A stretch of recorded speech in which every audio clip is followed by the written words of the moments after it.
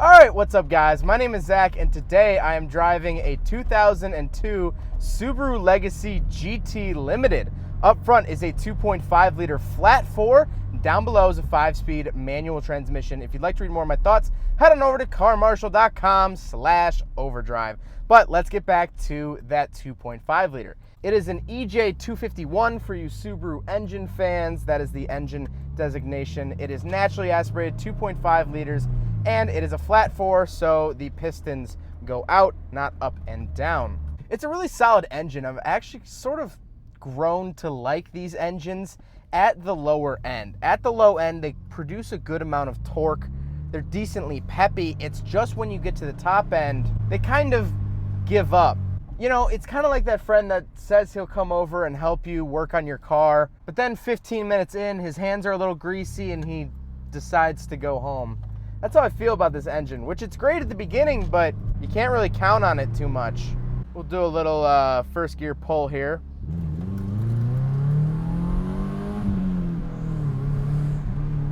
Not bad. It definitely has that torque down low, but like I said, it starts to give up around 5,000 RPM. It says it's had enough. It doesn't want any more from you. And it keeps backfiring. You'll probably hear that throughout the video. This does have a muffler delete, so it is a little bit louder than stock. The owner, Jacek, which thank you, Jacek, for letting me do this review. The owner says that the car was so ridiculously quiet without a muffler delete, he couldn't stand it. Now, like I said, paired to it is a 5-speed manual transmission, and it feels really solid. It's really notchy. The clutch is a lot heavier than I thought it would be. It's not a super heavy clutch, but it's definitely heavier than I first assumed. I just assumed it would have a lighter clutch, but then again, most Subarus do have slightly heavier clutches than you'd assume. The gear throw is not too long. It's not short by any means, but it's definitely not too long. Maybe a short throw would help it, maybe not. It's really going to depend on personal preference. And right now I don't mind it. For a nice cruising car for a daily, it's a good throw. And last but not least about the drivetrain is, of course, it's a Subaru, so it is all-wheel drive. This thing does not mess around in the snow, people. So let's talk about the interior, because that's actually where this Subaru starts to get kind of interesting. It is the GT Limited trim, which was the highest trim offered here in America, and so it has some interesting bits inside. We'll start with the gauges. Nothing really too crazy here. On my far left, I have fuel, which interestingly stays at whatever level you're at, even when the car is off, which is kind of nice. Then you have your speedometer. Then on the right is your tachometer and your coolant. I also have outside temperature and a clock in the tachometer, and then my trip odometer and car odometer inside the speedometer. Now, interestingly, in front of the gauges on top of the steering wheel, there is a button that has a P and 3 lines on it. This is just for your parking lights. This will only turn on your parking lights while the car is off or on, because when you turn the car off, it automatically turns the headlights off. So if you want to keep your parking lights on for whatever reason, you do have to hit that button on top of the steering wheel. I don't think I've seen that in any car, or at least noticed it.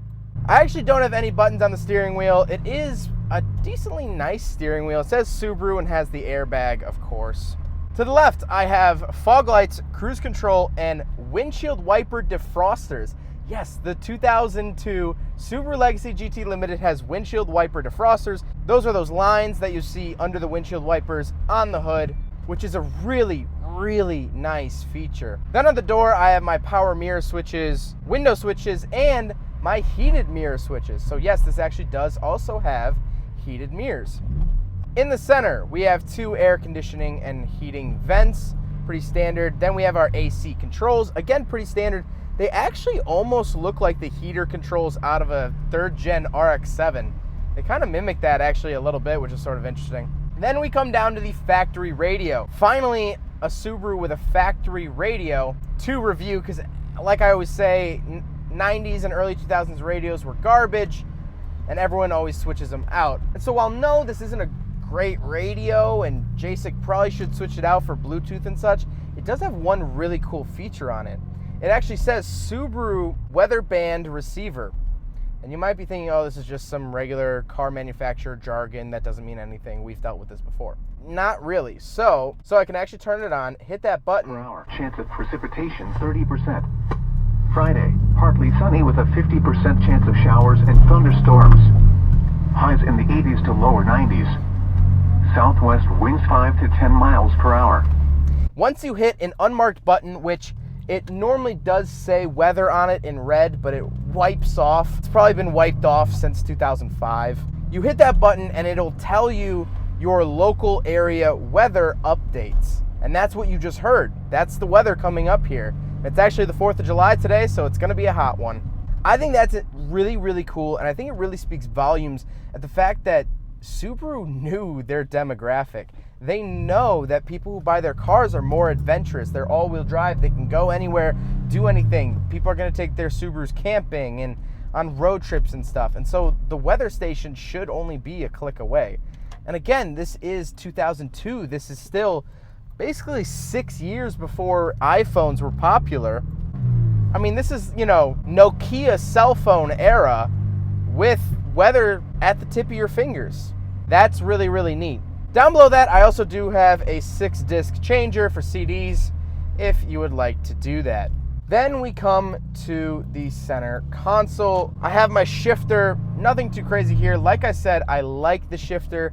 It's a good feeling shifter. This is the stock shift knob, stock shift boot. It's that leather, and I like that a lot. But then down below the shifter, we have a cool all-wheel drive emblem. I really like that, but also heated seats. I have 2 levels of heated seats up here for the driver as well as the passenger. Again, a really nice feature. But speaking of seats, let's talk about the seats. The seats look great, especially again for being 17 years old. Good looking seats, they're decently comfortable. They're not the most comfortable things in the world, especially on a hot, sticky day like today. It's not the best, but they have held up for a while and I can't knock it too hard for that. But speaking of seats, this is a 4-door, so we will do a back seat review. All right, so I'm in the back of the 2002 Subaru Legacy GT Limited. Subaru back seats, especially from the early 2000s, have never been great. I don't have great leg room. I do kind of bump the front seat.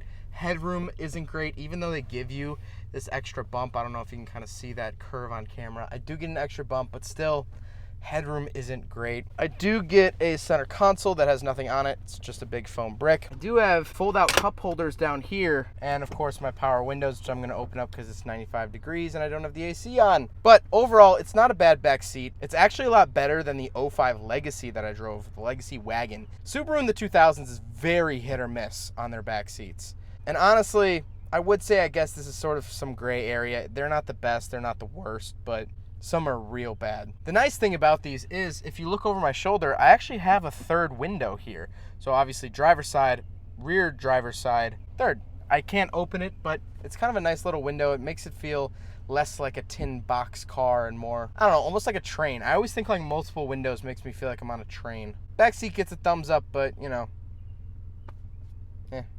Now to finish out the interior, 2 more things. First of all, I have a sunroof, which is power. I do like that a lot. I love sunroofs in cars. Absolutely great. And then my final notes is really, this is a nice interior. It does have fake wood trim everywhere, but been kept really clean. It looks really nice, and honestly, it looks pretty classy. 17 years later, you can't knock it. Now we got to talk about looks. I really like the look of the Legacy. I actually kind of like the champagne color. I'm a big fan of the front end. I don't mind the tail end too much. I kind of like the tail lights that go all the way across. It's not the best looking rear end ever, but it's not the worst. It does have a little wing too. Let's talk about why I wanted to review this car. Well, as many of you guys may know, here on the channel, I have a 1985 Mazda RX-7. I bought that car when I was 18 years old. I was a senior in high school. I had been 18 for less than a month. I knew I wanted a car, and so of course I started looking the summer before, and I narrowed it down to 2 cars. My 1985 RX-7 or this Subaru Legacy GT. I would have gotten a sedan, I would have gotten one in manual as well. And so today, just for fun, I'm kind of taking a glimpse of what it would have been like if I didn't get my RX-7. What would my life have been like if I went the Subaru route? And while I have to say, I don't regret buying my RX-7 in the slightest. The people I've met through my car, the experiences I've had, the things I've learned through my RX-7 are irreplaceable. But if I would have gotten this car things would have been different, and not for the worse. Because this is manual, this is fun to drive. These cars you can modify if you want to. And the biggest thing is that you can take 4 to 5 people in this car. That's what really gets me about my RX-7, is that yes, it's great, I love it, but it's only a 2-door. I can really only take one other person. And that person has to be willing to put up with the issues of a rotary, being hot all the time, being loud all the time. This is a lot more mature of a car. And so it makes me wonder how I would have been different. Would I have been a different person? I don't know. And so actually, as funny as it is, I'm sitting in front of the house I was born in. I since moved out of there in 1999. What would my life have been like if I didn't move out of this 1-floor, single-car garage house? Would I even be into cars? Not to get existential in a Subaru Legacy review, but life's crazy sometimes. But getting back to it, as I drive past my childhood home in a car I could have owned, the Subaru Legacy is a great car. It's overlooked, and I think honestly, these cars are going to go up in value if you can find one without rust. That is the single only issue with these cars, is that here in the Rust Belt, here in Illinois, good luck finding one that hasn't just been destroyed by salt. I mean, really just Subarus in general suffer in these states. But if you could find one, if you could find a clean Subaru Legacy GT, pick one up. These cars are fun, they're practical, they're engaging, they're easy to modify, and they just open up a world of adventure and possibility, similar to how a Jeep does. I always talk about that in my Jeep reviews, of that, oh, you know, Jeeps really are the adventure vehicles. They open up so many possibilities. And they do. Jeeps really do. So do Subarus. So, thank you, J6, so much for letting me live out an alter ego, an alternate future of what it might have been like if I got one of these. And I have to say, I would have been happy as well. Well, I hope you guys enjoyed the video. Hope you guys learned something about the 2002 Subaru Legacy GT Limited. Don't forget to rate the video, comment on the video, and subscribe if you really liked it. Take care, guys. Aside from my soul.